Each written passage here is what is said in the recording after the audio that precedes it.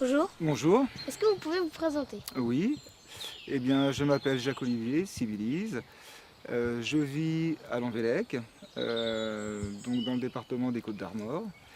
J'ai travaillé, donc après avoir travaillé de longues années en tant que salarié, eh bien j'ai eu envie de me lancer à 38 ans dans une activité un peu atypique, comme celle d'élever des alpagas. Donc Donc aujourd'hui, eh bien, j'élève des alpagas depuis 2 ans, bientôt 2 ans. Voilà, dans le but de transformer leur toison, leur magnifique toison d'exception, en vêtements. Voilà. Et donc les vêtements sont tricotés à la main avec des aiguilles par des dames d'ici, de la région, passionnées de tricot. Voilà. Et ces vêtements sont vendus dans une petite boutique mise en place à Belle-Île-en-Terre. Euh, Est-ce que vous faites des concours avec les alpagas? Oui, il m'arrive de participer à des concours. Je prends les meilleurs, mâles, femelles, les jeunes, parce que tu as plusieurs classes. Les animaux sont jugés en fonction de leur âge, de la couleur et de leur sexe. Ce sont des concours internationaux jugés par des juges internationaux. Donc il m'arrive de me déplacer en Belgique, dans le centre de la France, à Vierzon, à Salbris. Et nous avons des concours aussi en Bretagne, à Saint-Brieuc. Est-ce que vous en avez déjà gagné? Oui. Enfin, le suprême champion non, mais championne, parce que c'est une petite femelle, Alwena, qui était ici d'ailleurs, qui a passé un moment ici. Elle est championne d'Europe, toute classe confondue. De quel pays d'origine viennent les alpagas? Alors les alpagas sont originaires de la Cordillère des Andes. Et la Cordillère des Andes se situe en Amérique du Sud. Tu as le Pérou, le Chili, et donc ils viennent de cette région-là. Euh, Ce sont des petits camélidés andins, donc Cordillère des Andes. Tu en as quatre.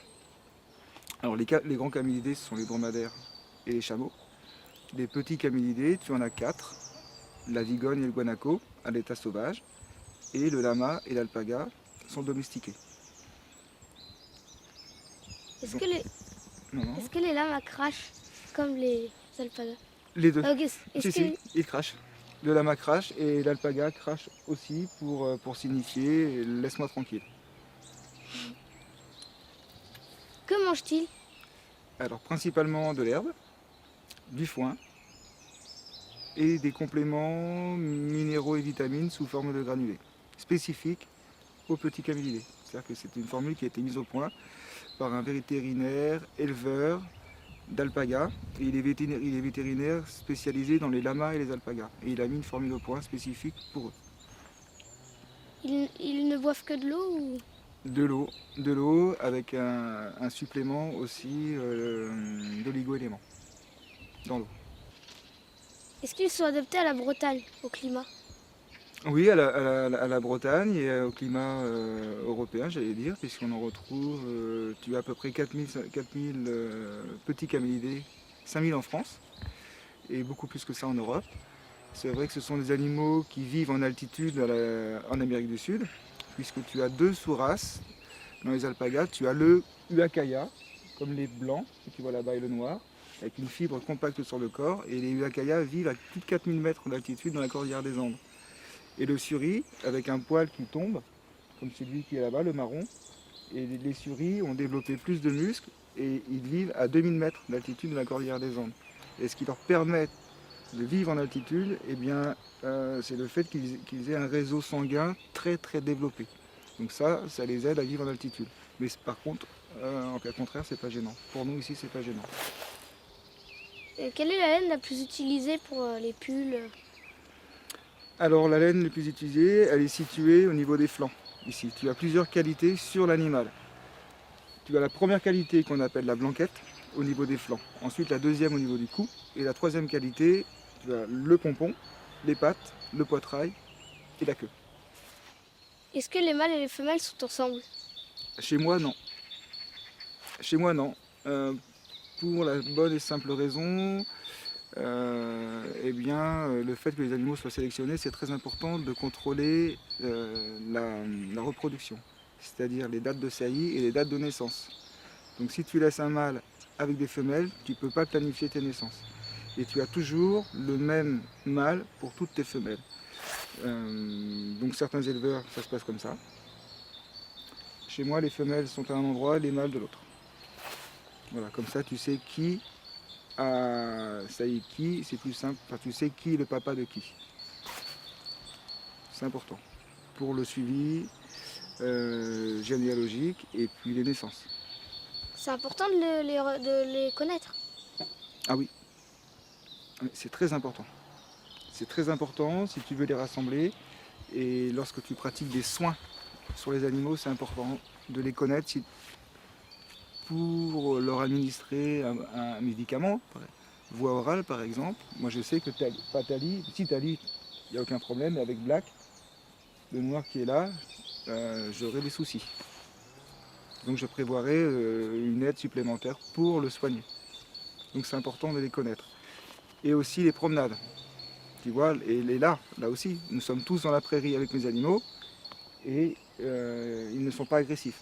S'il y en avait un agressif, on resterait peut-être pas ici. Donc c'est important de les connaître. Et aussi les promenades. Lorsque j'amène mes animaux avec un groupe de personnes, eh bien, je prends les plus sympas. Ils sont tous très sympas.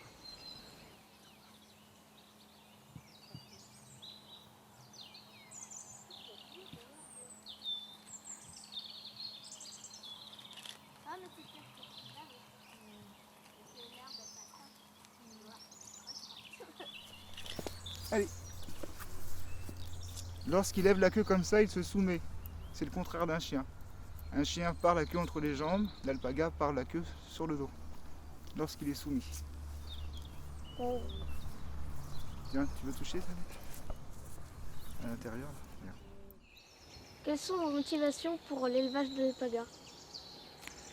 Eh bien, les motivations ont été au départ j'avais envie de vivre d'une passion, vivre avec des animaux et vivre au plus proche de la nature.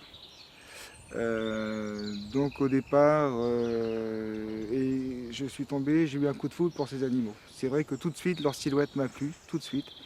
Donc je me suis intéressé, documenté, et je ne regrette pas aujourd'hui. Donc voilà, c'est ça. Surtout vivre d'une passion. Et les alpagas sont vraiment des animaux passionnants. Comment est-ce que vous avez découvert les alpagas? Eh bien par hasard. Par hasard, je les ai aperçus et comme je te disais tout à l'heure, j'ai vraiment eu un coup de foudre pour ces animaux-là. Mais vraiment tout de suite. J'en ai vu un, j'ai eu une attirance vraiment pour ces animaux. Bonjour. Bonjour. Alors, qu'est-ce qui vous plaît dans ce métier? Ah, moi, c'est pas mon métier. J'habite ici. Et j'ai eu la chance que Jacques veuille bien mettre ces alpagas sur le champ. Parce qu'il y avait ici beaucoup de mauvaises herbes. Enfin, c'était du rumex. Le rumex, les autres animaux ne le mangent pas. Et c'est une plante qui se déploie beaucoup dans le champ parce que elle passe à travers la terre. Et alors elle s'étale partout dans le champ, il y en avait partout. Et c'est pas bien pour le foin. Quand on coupe le foin, c'est pas bien, ces grosses plantes-là. Et puis ça faisait pas propre. Et alors Jacques a dit que les alpagas mangeaient les rumex aussi. Et puis donc le champ n'était pas prêt parce qu'il faut un grillage là. Et en une journée, avec son ami, ils ont mis du grillage partout autour du champ là. Ça fait une grande longueur de grillage. Hein.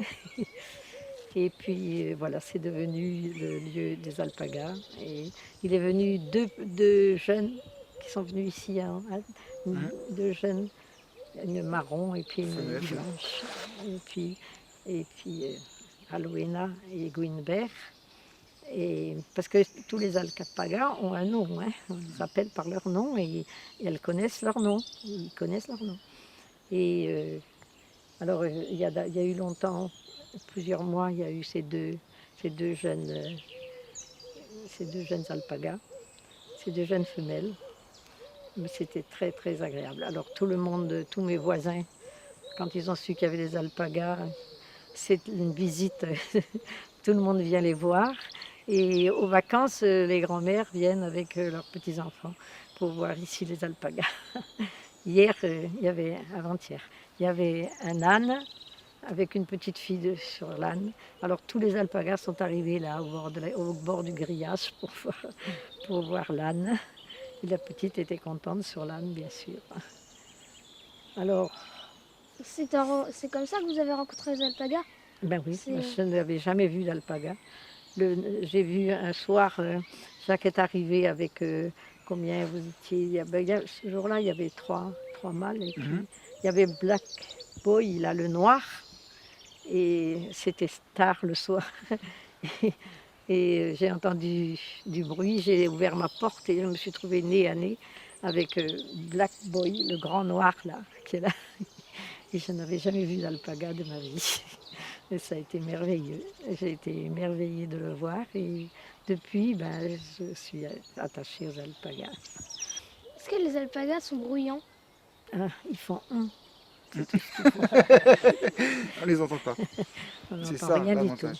On n'entend Pas Vous d'odeur, dérange pas, pas du de bruit. Ça ne Pas dérange du pas le tout. voisinage. Au contraire, et c'est agréable. On Le entend matin, quand je me lève, je vais voir au buisson.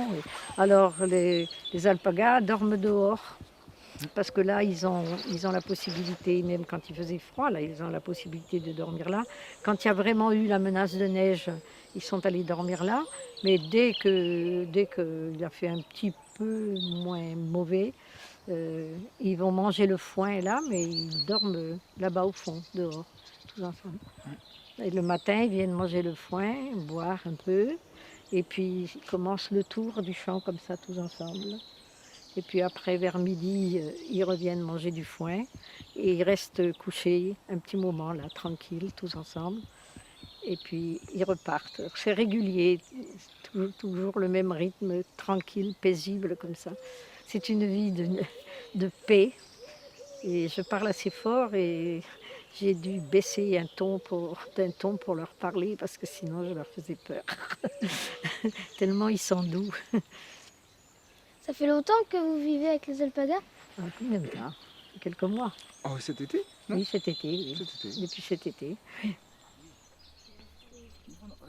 Non, c'est pas sinon ce serait un concours de course. J'ai envie d'aller toucher. Avec l'autre éléphant. Je me connais bien. Et là, il n'a pas peur. Et depuis qu'il est ici, il vit ici avec Suzanne, les animaux sont mieux aussi. Ils vivent dans un petit coin, c'est un petit havre de paix. C'est une personne extraordinaire. Et les animaux le ressentent aussi. Allez.